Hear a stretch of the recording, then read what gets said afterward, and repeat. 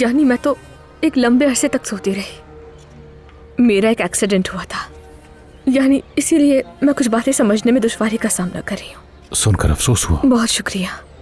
आपने कल कहा था ना कि ईशा का बाप मैं हूं, लेकिन असल बाप आपका शौहर है।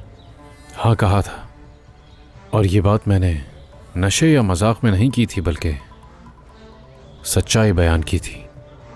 मैंने जो कहा सब सच था। तो क्या दानिया ईशा की असल माँ है? जमरुद साहिबा प्लीज आप बुरा मत मानिएगा, मगर ये सब कुछ आपको अपने शौहर से पूछना चाहिए, वही बता सकता है। आप मुझसे क्यों पूछ रही हैं? क्योंकि वो सब मुझसे ये कहकर सच्चाई छुपा रहे हैं कि मैं बीमार हूं, लेकिन वो ये नहीं समझ रहे कि ये तजस्सुस मुझे मजीद बीमार कर रहा है। खामोश रहने से मेरे सवाल खत्म नहीं हो सकते, लेकिन मैं कोशिश कर रही हूँ सब समझने की, लेकिन मैं चाहकर भी कुछ भी अकेले नहीं कर पा रही हूँ। इसलिए प्लीज आप जो भी जानते हैं मुझे बताएं। प्लीज मुझे बताइए, मुझे सब जानना है।